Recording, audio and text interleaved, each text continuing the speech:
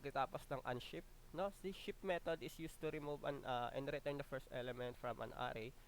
So, re-return niya, pwede din i-return niya katulad sa pop, pero yung first element naman siya. So, mag-examples na tayo since saglit lang naman tong video na to.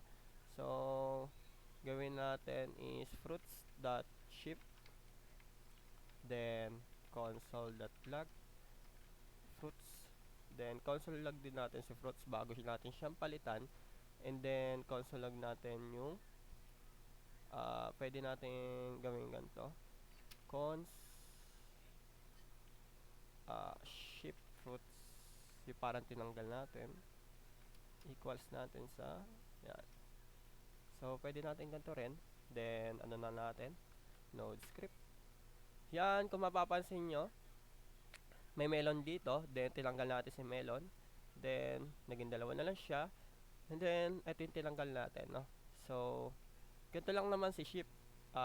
Ito lang naman yung method na remove and return, so same pa rin din siya, pero bawal siyang lagyan dito yata, no?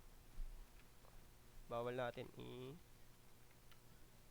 ano, buko, bawal yata. So same din siya.